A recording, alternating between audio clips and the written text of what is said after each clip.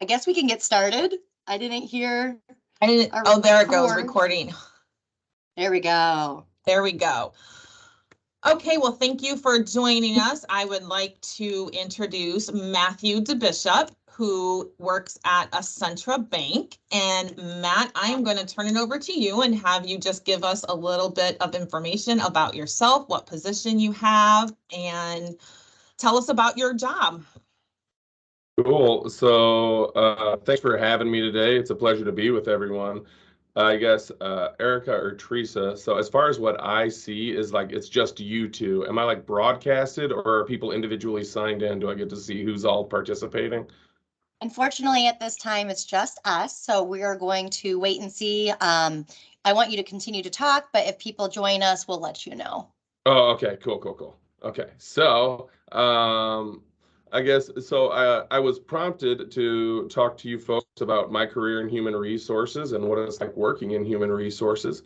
And I think, and was given kind of 5 things to talk to you about. So to overview those things, it's, what kind of education do I need for my position? Why did I choose this line of work? The salary, kind of compensation discussion, and what my daily schedule looks like.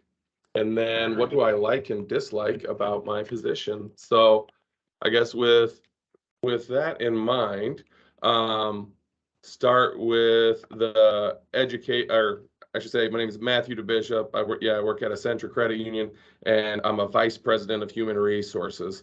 So human resources really focuses on supporting business leaders get the most production and efficiency out of the employees of the organization.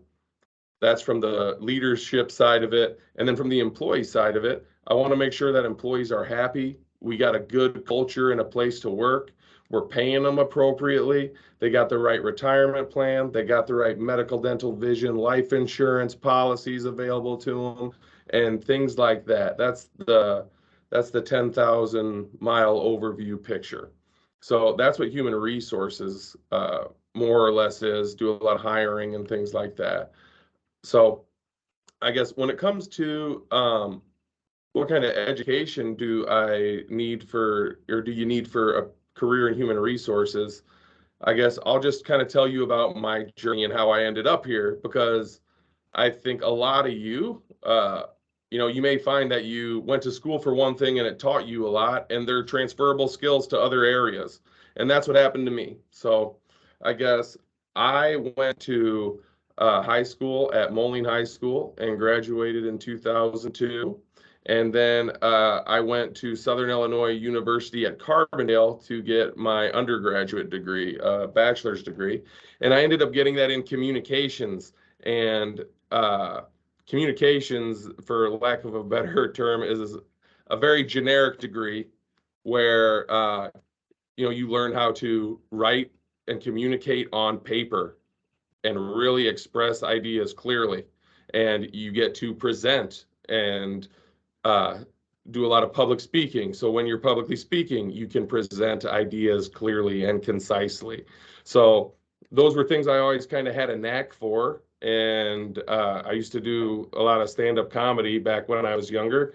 And I thought it would be appropriate, and I'd be happy going into communications. And it gave me a lot of options. So I got my undergraduate degree in that. I don't think that's what you have to do to be in human resources. So I think you'd be well served to get a nice associate's degree from a community college. And then if you want to go into human resources, I know Western Illinois here has a wonderful human resources program headed by Dr. Stewart.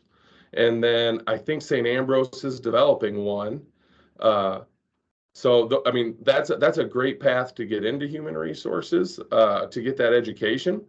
And then I would also say that even if you don't major in human resources, a degree in finance, like that would work well for, like, if you go into human resources and do benefits and payroll, and communications works really well for recruiting and things like that.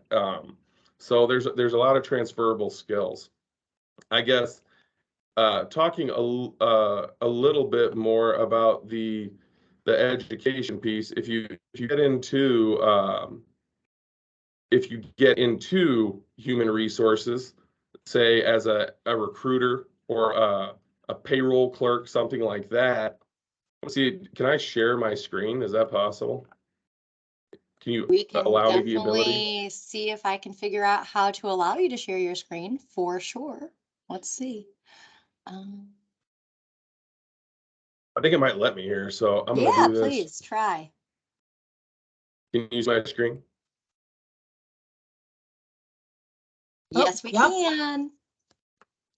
So when if you did go into human resources and you were able to get into it, something that's been really helpful as a support network is the Society of Human Resources Management has a certification program.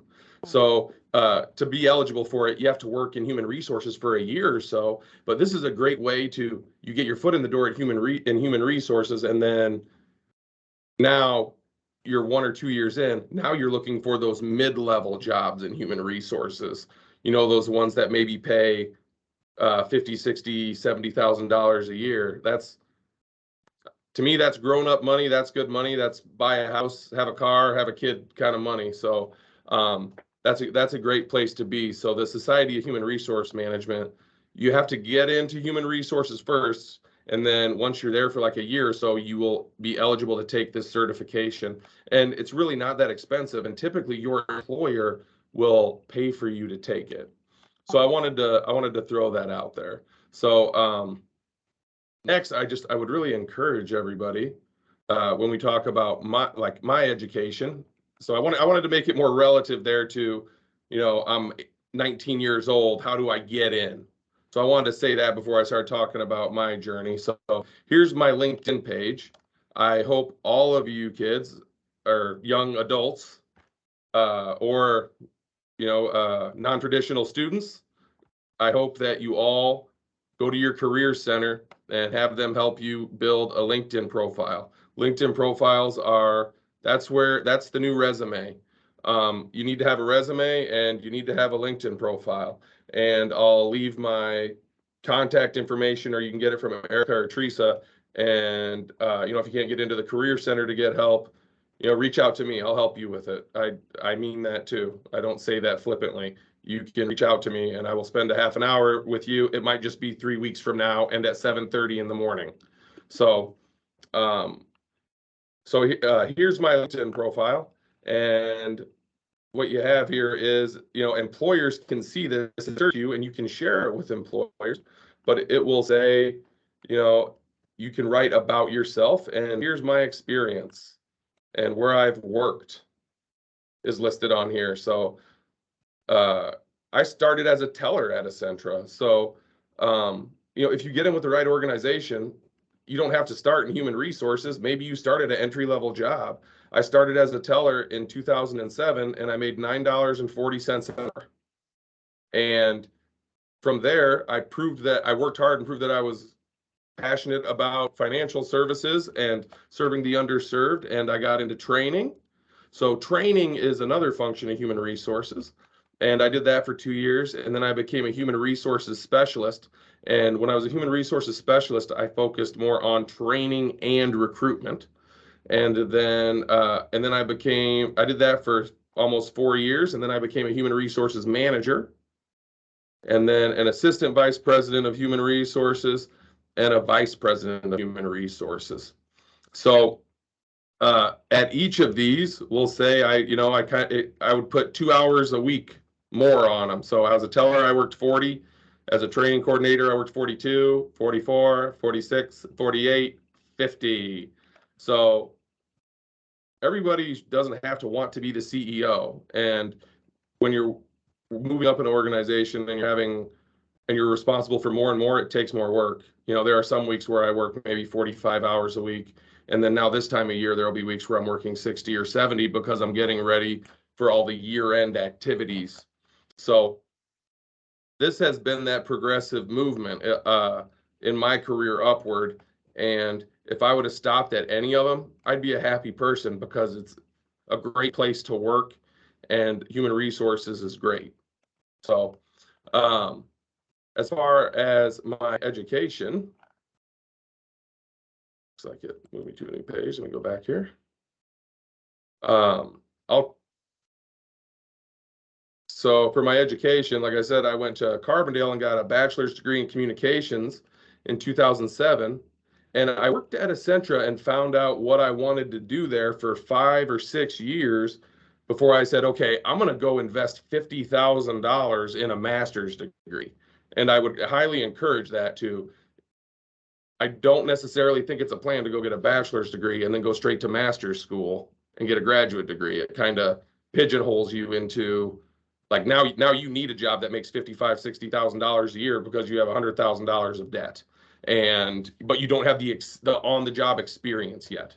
So, this is what I did. It's what worked for me, and in seeing what works for a lot of people, I would encourage people to do that. So Matt, you had said earlier that students could go and get a associate's first. So can they do HR, or I saw like on your resume part, like you were a training coordinator, for example. Yeah. Do you need to have a bachelor's degree to do that? Or do you know what type of career in HR people with an associate's degree could do? Well, so I'll say this, like, I think depending on the organization, I mean, you could be a vice president with an associate's. It might take you longer because you're learning more skills on the job as opposed to learning additional skills through additional education and schooling and certifications. So, depending on the organization, you get an associate's degree, you can be a CEO. I guess I want to point out that the biggest mentor in my life is Dale Owen, and Dale Owen graduated from Blackhawk. So, and Dale Owen made a lot of money, and he took that lot of money that he made and he gave a lot of it away, and he helped people. So, I think education, I would like to, did I close the share tray? Yep, you're good. All right, you can hear me now? Okay, so I think, you can be anything. You don't have to have a bachelor's degree or a master's degree, but I'll say that Matt DeBishop with an associate's degree is probably a better human being than Matt DeBishop without an associate's degree. And Matt DeBishop with a bachelor's degree is a better human being probably than Matt DeBishop with an associate's degree. And it's about bettering yourself so you can be the best version of yourself so you can help people. And the better you can help people in your community. So that's my 2 cents there. I wanted to make sure you saw my face so I could do what's called soapbox real quick.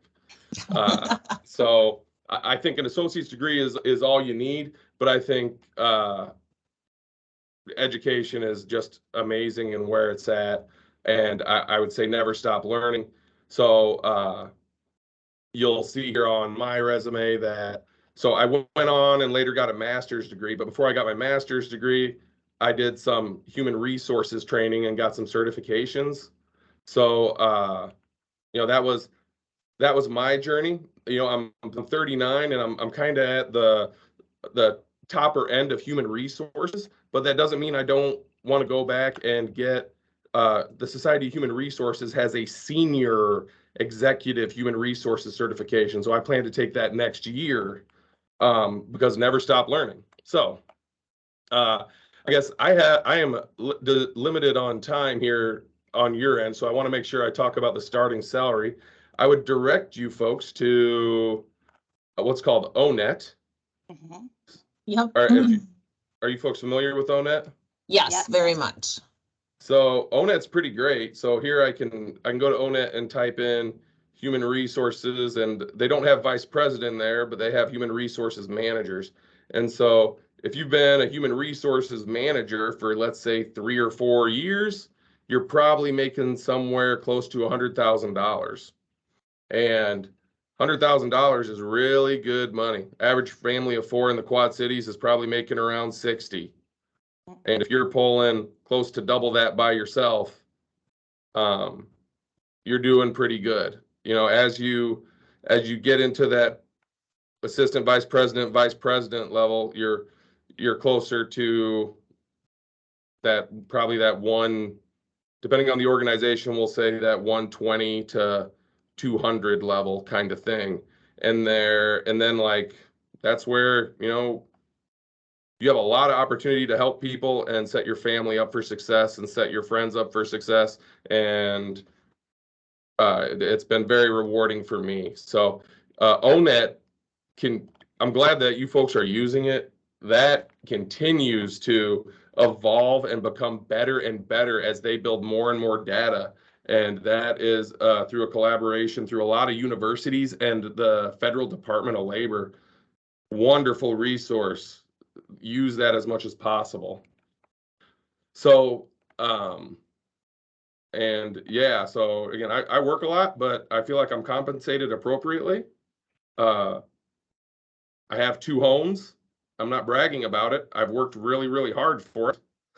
But you know, I work really hard, and then I get to go to Europe. My wife's from Europe, and I don't have to worry about the money. I morally have to worry about making sure I can get the time off of work.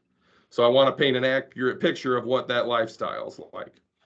And then as far as my daily schedule, I will share my Outlook calendar for today. I think that is appropriate here. So maybe I can just do this quick day. So here is my calendar for the day. So I have this career chat with you. And then I am meeting at 10 o'clock for a half an hour. I'm meeting with a recruitment firm to help me recruit for IT position. We've tested the market. We didn't find anybody locally, so I'll hire a company and they'll help us recruit, and we'll pay them 25% of the annual salary of that position, and they'll hunt the whole Midwest to try to find them. At 11 a.m., I have a meeting with an employee who is interested in a career with human resources.